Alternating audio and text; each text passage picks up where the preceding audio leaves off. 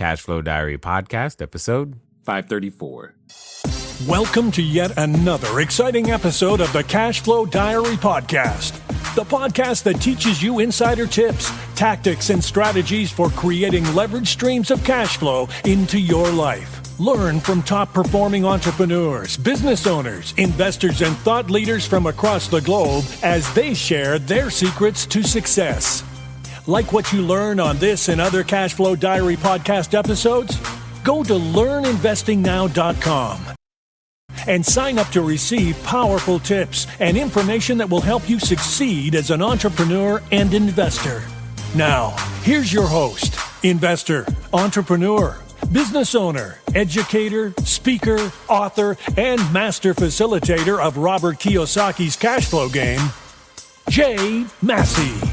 All right, ladies and gentlemen, welcome to another episode of the Cashflow Diary podcast. I'm your host, Jay Massey, and I'm glad that you are here today because you have heard me say it before, and I'm going to say it again. Where you start isn't necessarily where you stay. In fact, today's guest is a great example that when you go and get started somewhere, you may grow, you may change, you may become bigger, better, badder than you originally intended and end up in a place you may not have originally predicted.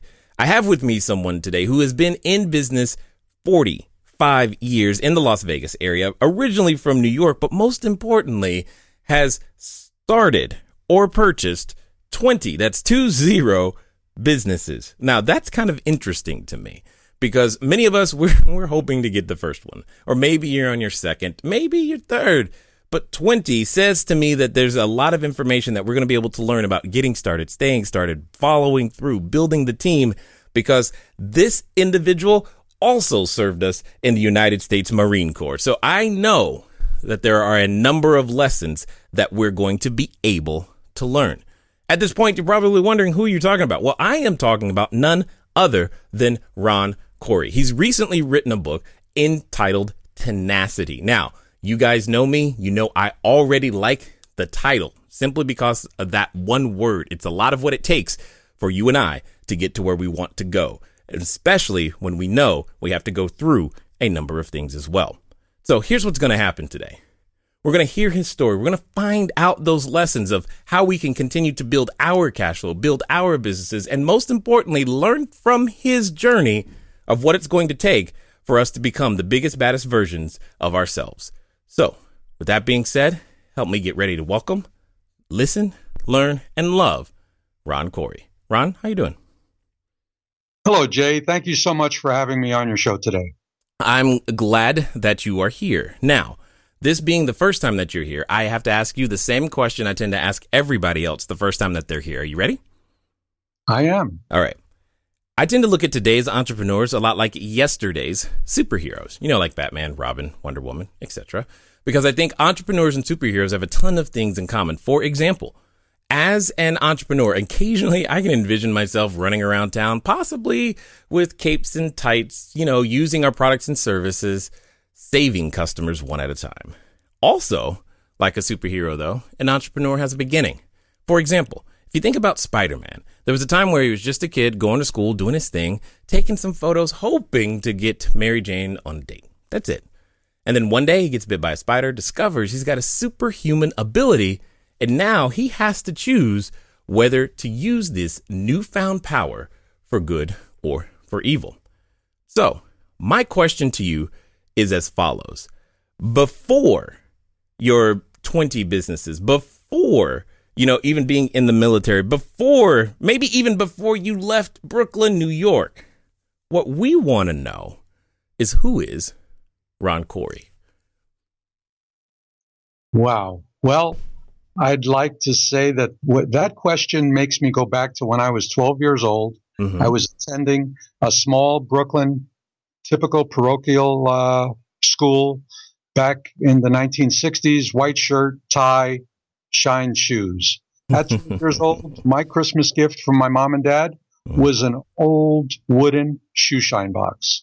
And I think something that goes right to your question is not only did I use it to make sure the nuns didn't swat my hand that morning for unshined shoes, but I started getting up an hour early, going down to the corner subway stop and shining shoes for 10 cents a shine before school started that morning. And earning my own money that young in life made me a believer that if you can find a need or a niche for something you can do that either isn't being done or you can do it better than someone else, you need to take a shot. Just as I earned my own money at 12, throughout life, I followed that perceived feeling about myself as a niche finder, and through my career, found different things in those 20 businesses in a variety of industries that I thought I could do better than someone else. And that's what the genesis of the book is about. Interesting. Now, I just want to make sure I heard this correctly. You said that they intentionally gave you as a gift a shoe shine box? Yeah, you needed to go to school with shine shoes. So for Christmas, I got a wooden shoe shine box that would enable me to shine my shoes more efficiently for school. Yeah, no, I get that. I'm just making sure that, was that something you asked for, or did they go, oh, I know, this is what he'll like? I mean, whose idea was this shoe shine box? I didn't grow up with wealthy parents. They were very functionally minded. And while you always got a toy or two for Christmas, you also got things you needed. What kid didn't frown when they opened the wrapped gift and found a shirt? Right. And they want the latest toy. Right. So my dad thought a shoe shine box would be a good thing for me to have rather than a damp rag to get my shoes ready for school. Yeah, so to make the most of it. And a couple of years later, at 16, I was on a typical street corner with the guys that I hung out with, and they decided to start a band. I didn't play an instrument, nor could I hold a tune. So I had to find a place for myself in this new exciting thing that was being created, because one guy played guitar, another drums, another piano. So I said, I'll be the manager. And, yes. And we took that to a great new level where I was accepted as the manager. So it became my job to find a place for us to earn money. I was an altar boy in the local church. So I asked the church pastor if we could use the church hall. I ran flyers on a copy machine, put them up around the neighborhood, went to a local beverage distributor, purchased beverages, which we would sell for $1 a can when we were only paying 10 cents a can, filled up the tables around the dance floor with salted treats, pretzels, and popcorn. And for a bunch of guys at 17 years old, we actually made over $3,000 that night. And that really lit a fire in my belly for being in business for myself one day. Okay, now, for the benefit of those that are listening, some of them just said $3,000, that's not a lot. Can you give us some context of when this was so that they can really understand that it probably was a whole lot more than what we might think it is today? Oh, absolutely. I was 17 years old, so that was the late 60s, and $3,000 was a large amount of money. Yeah, I can imagine that. I can't even imagine in your head, oh my God, if I can do this, what else could I do? That's interesting to me. Okay. So take me on this journey, if you will. I mean, obviously today you've been through a number of different businesses, but what I'm curious to know is how did that transform? How did that get started? What was typically what I like to call that spider bite moment, that moment where you wake up and go, you know what? I've got something special that I can use and provide value to other people. And that's what I'm going to do. Okay. Well, when I got out of the Marine Corps, I went to work in Las Vegas as a casino dealer. Oh, okay. Hold on. This was after. So it was after the Marine Corps. Then let me back up then. What inspired you to go in the Marine Corps? Well, a lot of your listeners won't remember the draft, but there was a time when the draft existed and you were determined to be draft worthy based on your birth date. They would pull numbers, and I drew a low number that year, number 26, which meant I was likely to be drafted if I lost my student deferment. Well, you kept a student deferment in college if you carried over 12 credits, which I always did. there was a class that I wasn't enjoying, so I dropped it, not knowing dropping the class would make me eligible to be drafted. At the time, the Vietnam War was going on, so anyone who got drafted was headed to Vietnam. Rather than getting drafted and being assigned to a random selection of the branches of the military, I felt that if I enlisted in the Marine Corps, where I felt there was more training, I would enhance the likelihood of my survival in war. So that's why I enlisted in the Marine Corps. That ended up at just prior to graduation, while I had orders for Vietnam, President Nixon at the time announced de-escalation, which meant no one else would go to Vietnam and so many thousand per month would be pulled out. So prior to being shipped off to war, I ended up trained for Vietnam but not going, ended up being stationed in California, which was a 2-hour drive from Las Vegas. And that's how I got into the Marine Corps. And that's how I ended up in Las Vegas after the Marine Corps. Was that, I'm just curious, was that Camp Pendleton? Well, Camp Pendleton was where we had advanced infantry training. It started in boot camp in MCRD in San Diego. Got it. After 3 months of regular boot camp, you go to advanced infantry training in Camp Pendleton, and then you get assigned to anywhere in the world they decided to send you. I ended up in Barstow, California, which is a major supply center, and came to Las Vegas on weekends where I had some relatives, could count on some good home-cooked meals, and enjoyed weekends off the base, and enjoyed a very young, vibrant Las Vegas so much in 1972 and 3 that I decided to move here rather than go back to New York when I got out and give it a shot. Okay, so this brings up a really interesting question for me then.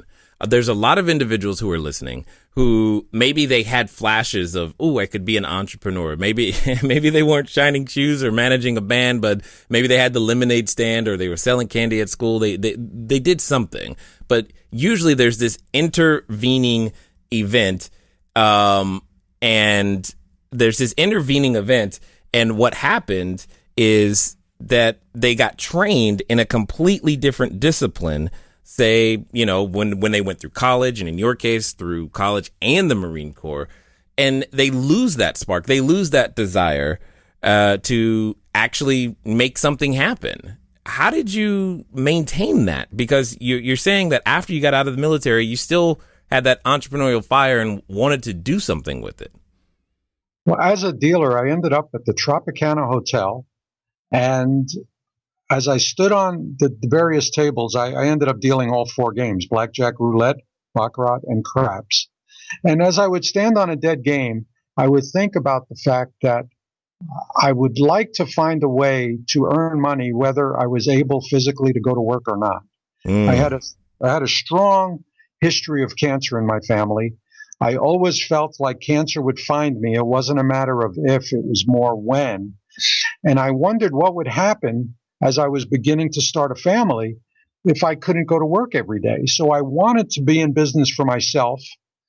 And I wondered what could I do, because I really didn't have a surplus of funds. I was making good money, but I was paying bills and there wasn't much left over every month. So after dealing for about 4 years, I decided, well, I could become a realtor. I could sell real estate during the day, deal at night, make some extra money, and use it to buy a business. And that's exactly what I did. And with that extra money, it gave me the opportunity to succeed as a realtor.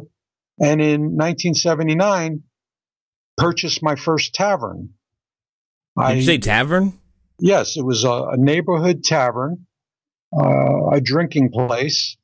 And if you think about it, someone who doesn't really have a skill like a doctor or a lawyer's shingle, what could you actually go into? And I spent a lot of time thinking about it. And I thought, well, the Marine Corps gave me the training to run a tight ship, make sure it was a friendly place. In fact, I like to say that the first bar that I purchased was Cheers before Cheers was a TV show, before it was even a concept. Yeah. I thought I could run a place where everybody knows your name, fill it with people, make them feel comfortable, give them good service, keep the place clean, and run a successful tavern.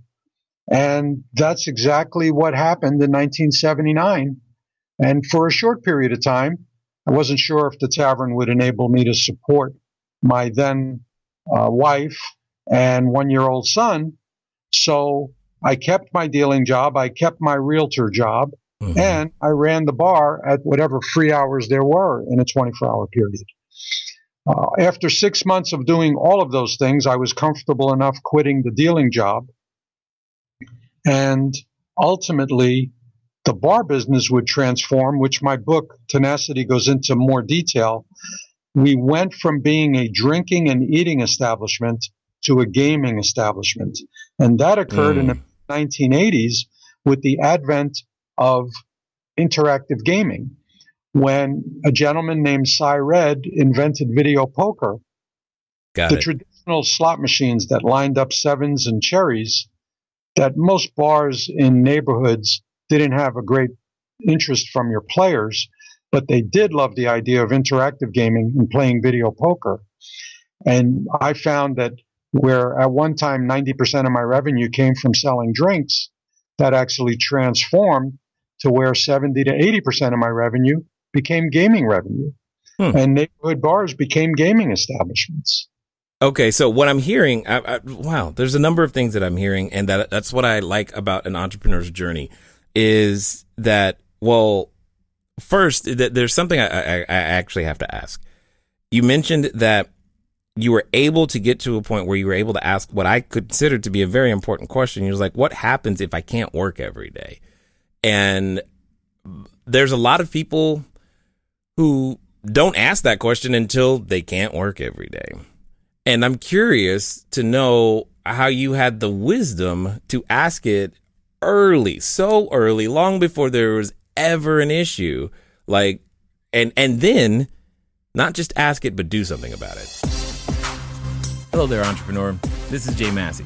I know that if you've ever gone over to the site, cashflowdiary.com, you may have asked yourself, where on earth do you get a domain name from? Especially as you are beginning to build your bigger, better, badder business, you need a web presence. You need the email address. You need a way for people to contact you electronically so that you can stop doing the @gmail.com game.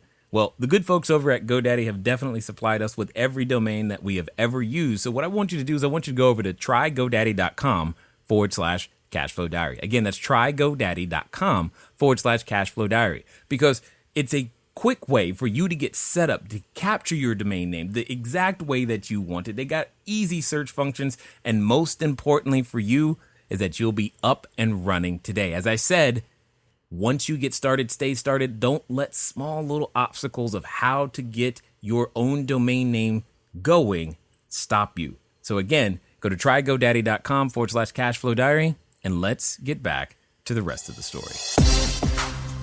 Well, Jay, I watched my dad lose 3 brothers to cancer and his sister to cancer.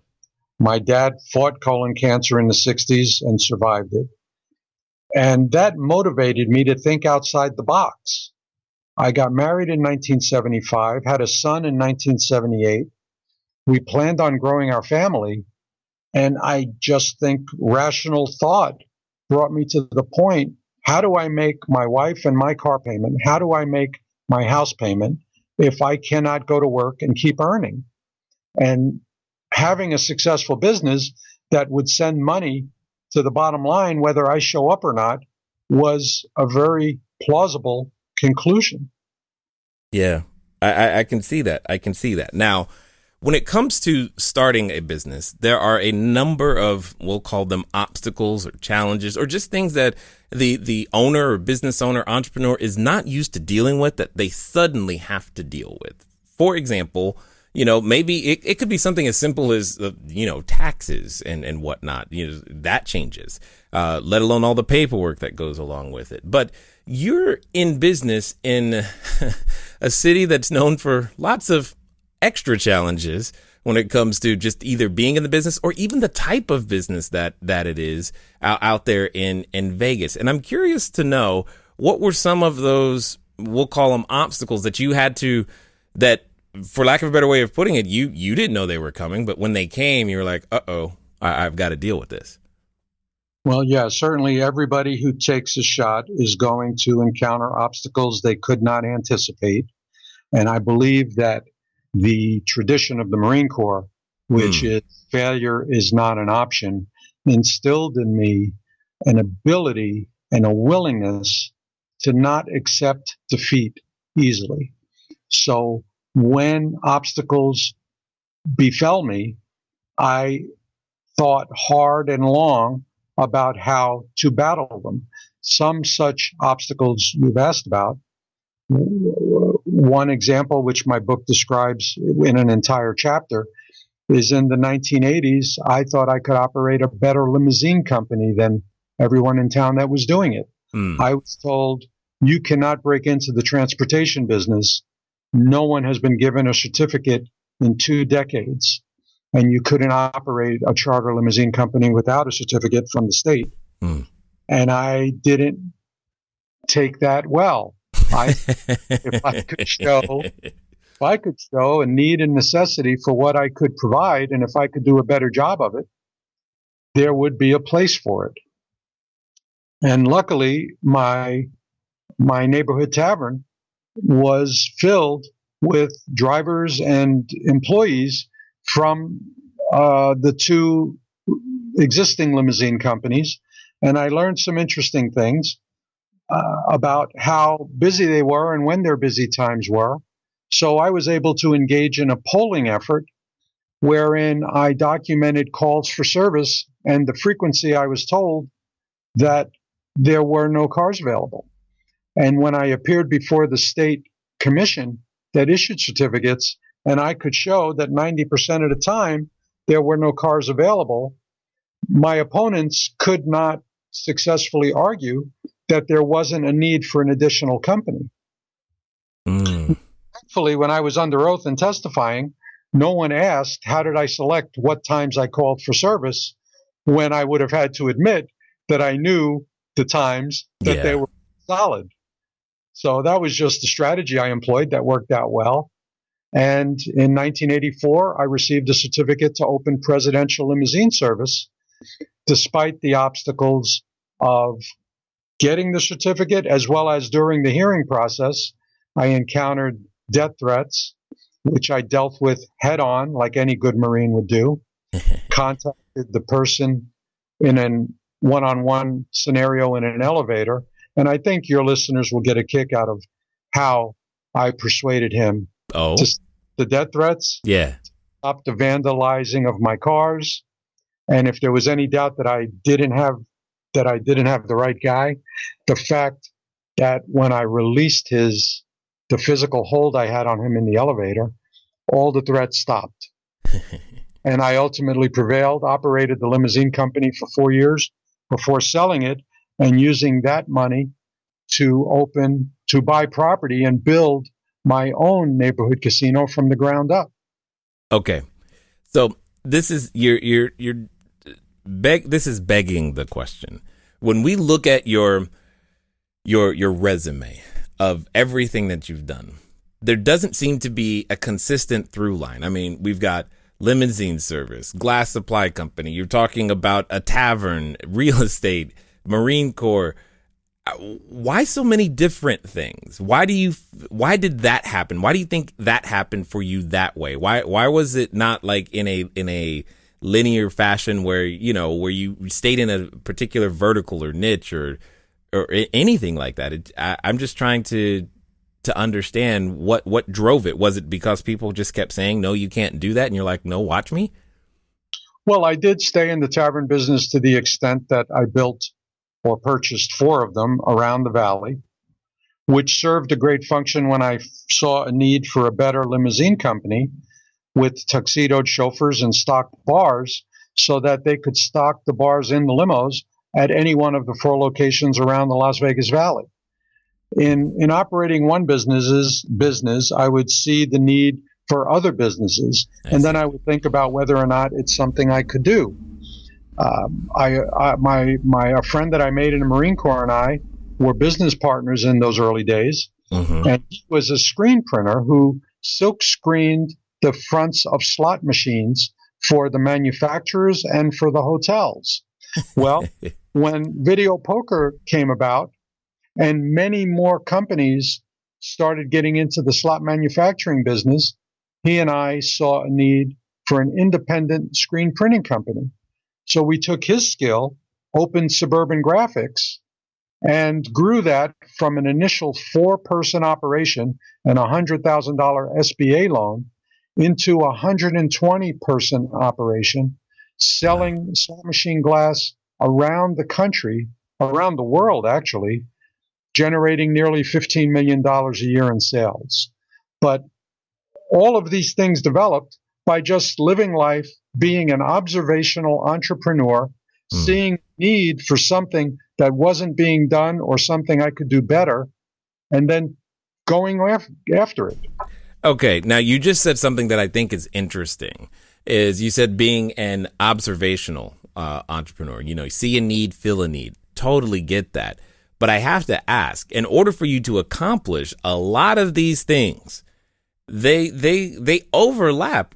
And you ask people today, they're like, man, I can't start a business. I got kids. I got a wife. I got, this, I got that. How on earth did you manage to do all of these things, honestly, simultaneously? That's what it really looks like. Well, time management is a critical factor to succeeding in anything, and hiring good people is also critical. As I would grow a business, I would generally run a new business myself for a year. Mm-hmm. I would try to keep focus on the things you point out, very important. I've got a family at home. Right. So I would make it a point when I'd say over 90% of the time to make it home for dinner, interact with the kids, interact with the wife, and then go back to the bar for the night shift. Be home in the morning to greet the children when they woke up, have breakfast with them, and get on to the workday. So there was a lot of running around involved, but I balanced it, and it had to be done. So then let me ask you this question. For the benefit of those that are in their entrepreneurial journey right now and they're dealing with these very things, but don't have necessarily the background or the training provided to you by the military, or just, shoe shining at the age of 12, which I still think is awesome. What would you say to someone today who's like trying to, they're building their business, or maybe they're even starting where they have, a full-time job and they're building something on the side and they're trying to make it all work? What would you tell them? How would you counsel them on being able to reconcile everything so that they can still walk away and build something that can work if for someday, they're unable to work? I would say don't be a self-defeatist. So many people do not pursue their dream because they believe they just can't do it. For example, Whoa. Say that again, because I think that was good. I want other people to hear that one because they might have missed it. So many people are self-defeatist. They have a good idea, but they become persuaded either from the input of others or their own thoughts that they just could not do it. So they don't pursue it. Yeah. I use a term. You're never going to hit a baseball if you don't swing the bat. Well, you've got to take that shot to see if you could make it happen.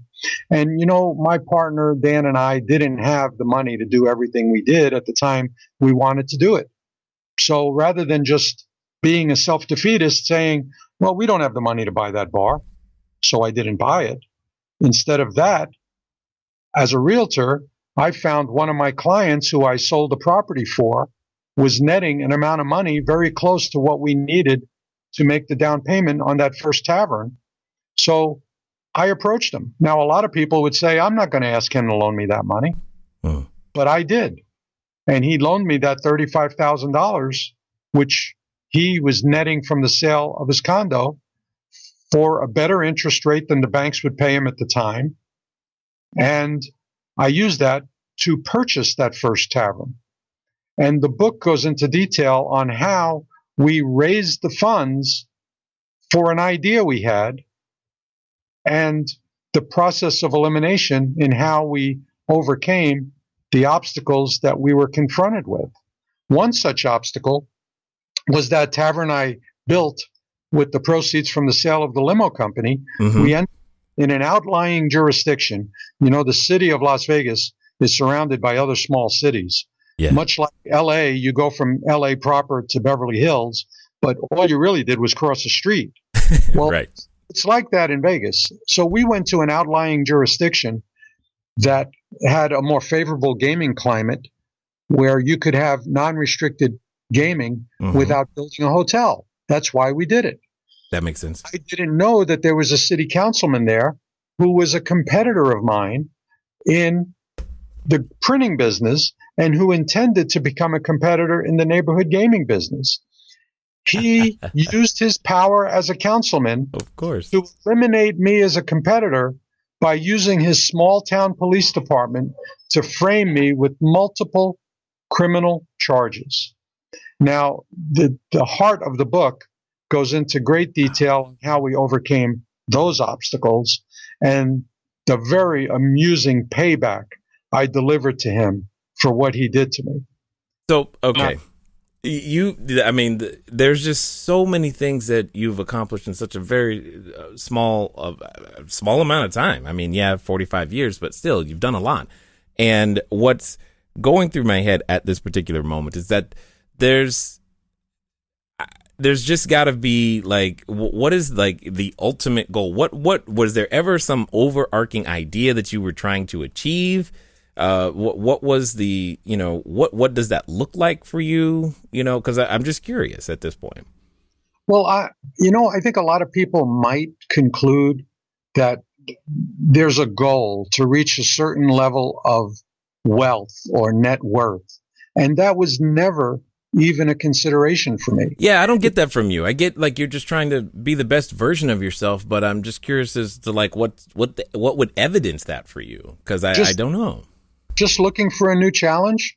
When I would start a business and I'd work it for a year or two, I'd build it up as strong as it could be. I'd find good managers to promote from within, to take over the reins, and I would go off to the next project to keep my interest. And that's why I diversified from the 4 taverns into limousines, graphics, glass and mirror cutting and shaping, children's education products, the furniture business.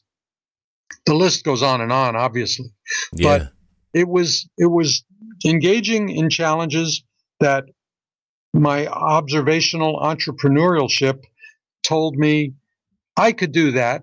I could do it better than it's being done, or in a small town when Las Vegas only had 100,000 residents, you could actually come up with an idea that no one was doing yet. Right. Vegas now has 2 million residents, but back in the early 70s, it was a pretty small town where there were a great many more opportunities. And I just love the challenge, to answer your question. Okay. The challenge of doing something new, building something from nothing, and being successful at it. So at this point in your life, in this journey, I'm curious to know, how do you feel about the concept of, mistakes, errors, failures? Because you've tried so many things. I can only imagine not everything has gone the way that you wanted it to. But I'm curious to know, how necessary have you found it? Because, see, there are some people who are listening right now who are doing everything they can to avoid making any mistakes whatsoever. Oh, you're going to have mistakes, and you just can't let them get the better of you. You're right. And the book describes that I didn't always hit a home run. There was a time when bungee jumping was very popular in this country. And my partner, Dan, and I purchased a 280-foot tall tower crane. We were going to have the tallest bungee jump in the country. Okay. And we opened Bungee Fever. It took us 6 months to find the tower crane in Fontana, California, transport it here on 20 flatbeds, Wow. and erect it.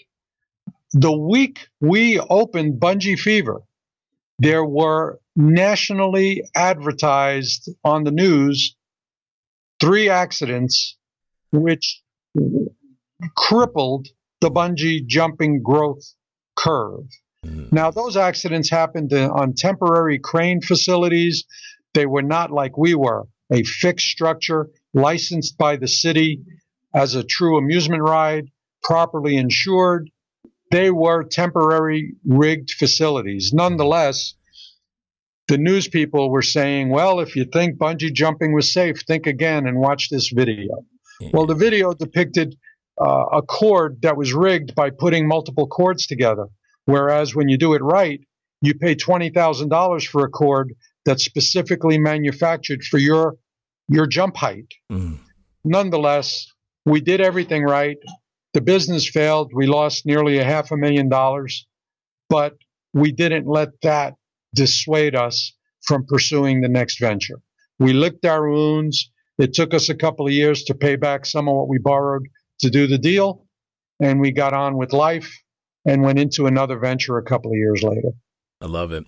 So for those that have listened this far and want to find out just more of the lessons that you have available, catch up with what you're doing, what's going to be the best way for them to track you down or maybe even grab a copy of the book? Well, the book Tenacity is available in 4 versions on Amazon, hardcover, paperback, ebook through Kindle, and interestingly, my audiobook through Audible on Amazon was recorded by Hollywood actor Michael Madsen, who's known for his roles in Donnie Brasco, Reservoir Dogs, and Kill Bill. He's been in over 290 films. He's got a great voice for my persona in the book Tenacity, and they can find the book on Amazon. My last name is spelled Coury. If you enter the name of the title, you'll find multiple books by that name. And they can also go to my book's website, RonCouryAuthor.com, where there's a quick link to the Amazon site. Excellent. Now, as we wind down here, I've got a final question for you because I'm really curious to hear your answer, given your varied experience, etc. Because, here's what I know. There's a number of people who have listened, and listening to you, I know they got the courage. They're like, you know what? They're drawing that proverbial line in the sand. They're like, that's it. If he can do 20 different businesses, if he can go through that, I'm not dealing with any death threats. I can make this thing happen. And they're at what I like to call that precipice of decision. And like I know, when we get to that point, oftentimes we have a companion, and that companion comes in the form of a voice. And it's a voice that reminds us of, well, you know what happened last time? And you remember why? You remember that great idea you had and how that didn't work? And who are you? You're going to do what? You're going to open what kind of business? Are you sure? I mean, don't you know? Nope, no one's done that in 20 years. And for some people, they're related to that voice. So my question to you is as follows. Let's pretend that this time it's going to be different. This time they're going to follow through. This time they're going to do exactly what you say. And they're going to do so in the next 24 to 48 hours. What would you suggest that they do? Well, live your life by certain guidelines. I like to say there's never a wrong time to do the right thing. And if you have an idea and you have a way to put it together, don't hesitate to share the idea. Bring in some friends and partners who can support you, as Dan supported me when we had a half a dozen operating businesses going on at the same time. And 13 years ago, I learned I had esophageal cancer. I was going to be on my back for over a year after that surgery, if I even survived it. And Dan stayed on the home front as I went to California for surgery at USC Hospital. And by having a good partner that I could trust, who would make the same decisions I would make if I were there, don't let anybody who's listening that wants to do something be afraid of sharing the idea with someone, doing it with someone, and make the right choices. Don't be afraid of making a mistake. Mistakes don't mean you fail. You just adapt and improvise and overcome those obstacles and believe that for you, failure is not an option. I love it a lot, sir. I love it a lot. It is clear that, I've heard the phrase a lot, once a Marine, always a Marine, and I can still hear it in you in so many ways. And the sheer fact that you have done so many different things and you've done them basically on your own terms, regardless of what anyone else would say. I just want to be one of the first to say thanks for taking the time to share your knowledge, your wisdom, and your insight here with us today at the Cashflow Diary, sir. You are very welcome, Jay. It's been a true pleasure getting to know you. All right, ladies and gentlemen, you know what time it is. It's time for you to move at the speed of instruction. What does that mean today? Well, it means get over to RonCouryAuthor.com. Why? Because you know, like I know, you just learned a whole lot of stuff about, you know what? It doesn't really matter where you start or where you stay. It just matters that you have some tenacity. Go out there and make that happen. Pick up a copy of the book and just remember this one thing. You never are going to hit a baseball if you don't swing the bat. Ladies and gentlemen, it's been fun talking to you today. I look forward to talking to you soon. Until next time.